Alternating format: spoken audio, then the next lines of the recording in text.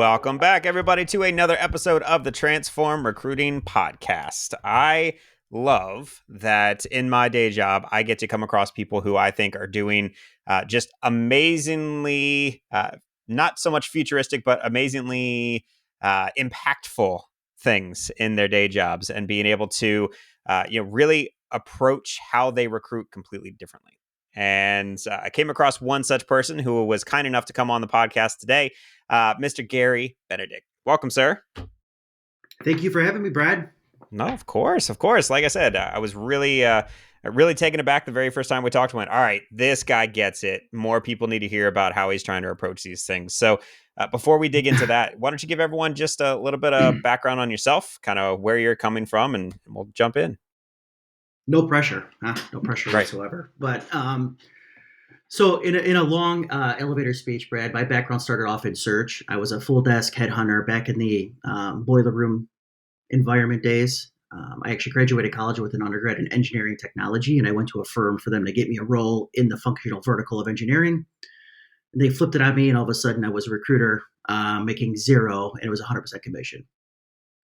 Spent 5 years there, did well financially, but I matured a bit in my career, and I did not want to pigeonhole myself in third-party search at that time.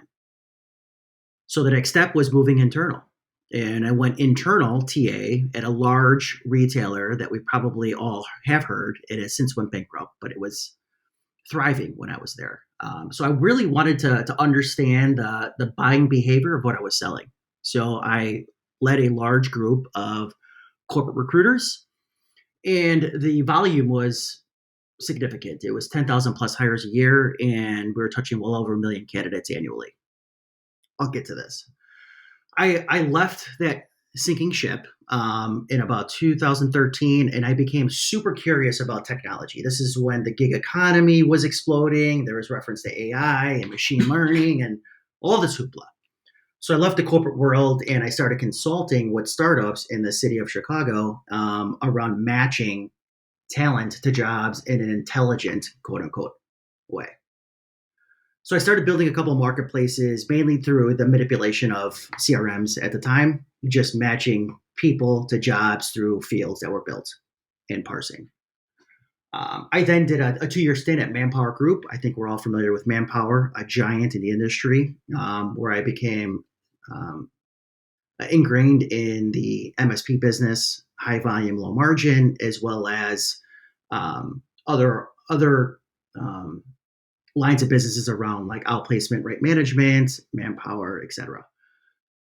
Spent 2 years there. Then I was recruited to go to a SaaS recruitment marketplace driven off of the buzzwords that we like to hear around AI and machine learning that was intelligently matching about 500 employers to 15% of the Fortune 500 companies to 3,500 staffing and recruiting firms. The interesting piece That's quite a about large that, amount. it's quite a large amount. And so we did a bunch of research, and previously I was matching talent to jobs. Now that match works. However, the output wasn't as pure because job descriptions are a whole other conversation, and talent inflates their experience on paper. So the actual machine was matching the right two inputs, but the person wasn't really able to do the job at the rate we wanted them to. So what we did is we injected this layer of quote unquote experts.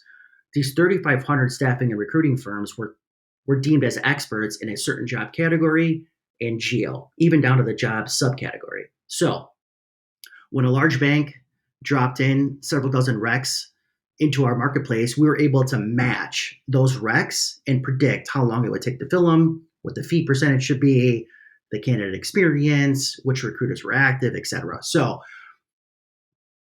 my kind of recruitment marketplace experience evolved from talent to job matching, but actually from there to a layer of expertise to kind of prevent that talent to job matching. Now, technology's gotten better since then. That company was abruptly acquired in June of 2020. And I started my own firm called Arch Advisory Group. And to be honest with you, my focus with building Arch Advisory was exactly not like the firms I worked with and or for throughout the past. So we built Arch Advisory on 3 key pillars: transparency, authenticity, and speed. It was a wild ride for about 3.5 years, and I was fortunate enough to get acquired late last year in 2023. So I am now part of Avenica, which is a mission-driven organization matching early in careers folks to jobs in high volume, strictly through leveling and personal assessments, not resumes, not internships, not classes or job descriptions. I hope that helps. It certainly does, and I'm sensing a theme throughout all of this stuff when we start thinking about what truly is a match for a job. What is a talent match? What is an actual match for the kind of people you're going to be working with, whether it's the firm you're working with to do that or anything else? It seems like that's kind of one of the big themes that's coming out of that. So when you think about the recruiting industry overall, what do you truly feel like is affecting our industry right now that you feel like maybe we're not paying the right amount of attention to or not exactly aware of how it's hitting our industry right now? Yeah, I think I would respond to this, Brad, in just some real life experiences that I've had over the last year or two, right? Specifically, post COVID and this world really trying to normalize, especially within the recruiting industry. I think some of the largest things affecting the recruit industry is actually humans. And when I say humans, it's actually recruiters and hiring managers, right? Like we could talk about talent shortages and remote work dynamics and the candidate experience and skills gaps and all the stuff that we're talking about today. But when you talk about like the pure match and the expectations and the reality of wanting to fill a role on the employer side and them thinking the way that they used to do it is the way they should do it today, I think that's what's affecting success. Tell me all about that. I'm all ears because that is right in my wheelhouse. I love talking about that stuff.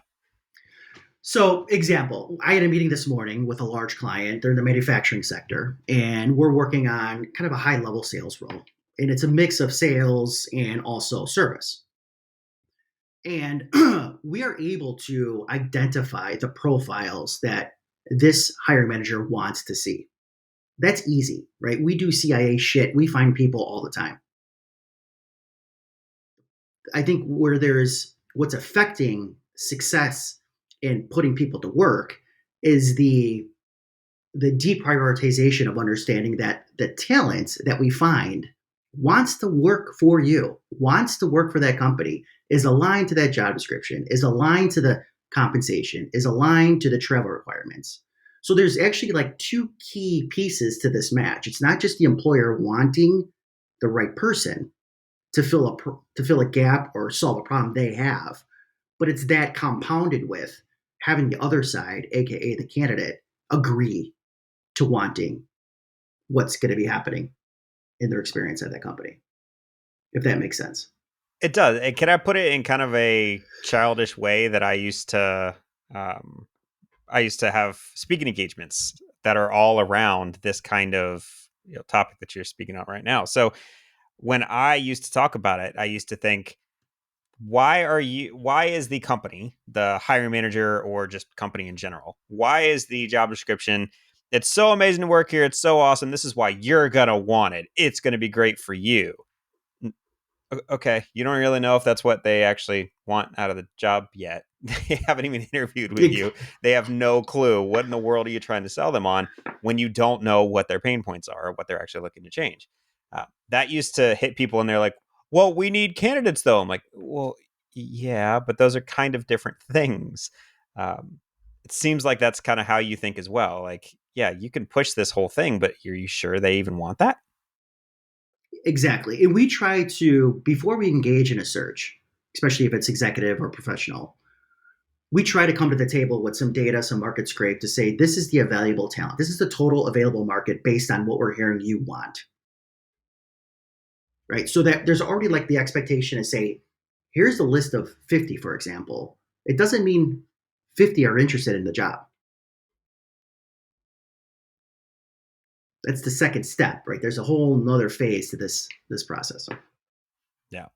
And that was always the fun part as a firm owner to, kind of coach our recruiters on is that intake conversation with the hiring manager, right? Not only do you have to help them set expectations, but you have to be almost that bearer of bad news when they come to you and say, everyone should want to work for me in this job, and I'm going to do all I can to eliminate all the other options until what I'm left with is perfection. And you have to end up transferring that conversation more into, you might want to open up what you're looking for here, because here's the total market. And out of all of those, you're thinking, what, maybe 10, 20% may even be open to hearing about you. And then 5% may not even, may hopefully, if you're lucky, be actively looking for a new job. So that's a tough conversation to have. How did you set your recruiters up to have that kind of conversation? And I don't want this to be like a glass half empty conversation, Brad. I mean, there's tons of organizations and forward thinking and modern hiring managers and leaders and employers, right? So, Oh, sure. so with that being said, if in full, transparency being one of our key pillars, if we don't feel this is going to be mutually beneficial, we say thanks, but this is just something that we cannot put our full attention to. Therefore, you probably should engage with other vendors or other partners to solve this problem. Right? The word impact is super subjective. We don't need to win every single client and be asked to work on every single search. Right? We're just trying to focus on where the relationships will be authentic and mutually beneficial. Sure, that's fair. And that's kind of the whole goal of that initial conversation, right? Is to try and really come up Yeah. with those and qualify it as fast as possible. Yeah. And then, that stems into like your delivery strategy, right? Like if you're feeling some pushback on maybe some of the coaching or some of the data that we provided, maybe the delivery strategy is adjusted to support that client. Like, Hmm. you talk about high touch, low touch, white glove, etc. Near shore, onshore, offshore cost of doing business. Maybe there's things you could do behind the scenes that will not impact the way you're servicing the client. But I think you just need to be super transparent with the client on what we see in the market, and then help coach your teams or team internally to focus on where we're going to see success. Sure. Okay. So, given all that you've seen and with this sort of approach in mind, then what do you feel like the recruiting industry has to look forward to? Like, what's coming up? What is that next thing that they're going to have to need to kind of prepare themselves for, prepare their teams for? What's coming? Yeah, this is a great question, and I wish I could predict the future. What I do know is that I don't know what's going to happen. Right? I think COVID secured um, uncertainty for the rest of our lives. Right? So obviously there's key points that we deal with and we talk to with our clients and our candidates every day around, like, hybrid work challenges. Right? We see the news around some large retailers requiring folks to go to headquarters, which is impacting a ton of families and um, folks that have been working with some of these large Fortune 500 companies for decades. Right? Obviously there's things behind the scenes around, like, data privacy concerns, like what's real, what's not, what's spam. You're talking about like the rejuvenation of global talent acquisition. We had a meeting yesterday with a client that has 150 to 160 global corporate recruiters, and they're investing in upskilling that population of folks. That's awesome, right? So, kind of taking an internal approach and investing in your current workforce on the TA side, which will impact the business, the employer value prop, hiring manager relationships, net promoter score, etc. Um, we're talking about the ethical use of AI, right? So it continues to play a significant role, and we hear about it, we see it, we smell it, we touch it, but there's still concerns around bias and transparency and accountability within using AI in recruiting. And then we also, obviously, like I just mentioned, reskilling and upskilling is something that we take pride in, specifically within the parent company that just purchased my firm. We're building this intermediary between launching careers and finding game changing talent on the executive side. How do we get them from their early career to their dream job? I like it. I like that a lot. So, I heard the keyword, the ethical use of AI. So, yes, I agree with you that there's a lot going on with it, and there's a lot of people that have opinions about it, and there's a lot of people that think it's going to be the newest, bestest, amazing thing. Um, I, for one, feel like there's a whole lot of stuff that people need to learn about it first before they try and say, all right, this is going to change everything. Because what I've found in actually doing the technology implementations and helping people with this is nobody's data is in any sort of shape that they can actually take advantage of most of what AI can do. So shut up about it. You can't even use it. But yes, there is that part of, is this even going to be ethical, what you're trying to do? You mentioned the bias side. What were you referring to when you're thinking about bias in AI? Well, I mean, let's just think of for like for me personally, let's just say I like sports. I'm from Chicago. I like to eat food. I like to take the train into the city. It's it's calculating every single decision, every thought that I am personally putting into the system, right? So obviously there's a buffer and there's control, right? But it's learning what I like. And will that create bias on what I want or the people I need to hire for my firm or clients that we want to work with? Right. So I feel like, and we're all embracing this, but the work that you're doing within any sort of AI tool or projects is what you want it to do. It's almost like the same question around data integrity, right? And like data governance, right? So like your tools or your tech stack is going to be as good as the information you put into it.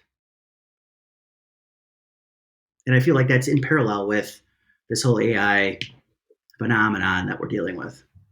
Yeah, people forget, like, at some point someone has to train that and tell it what is a positive outcome and what is a negative outcome. Are you going to be that person?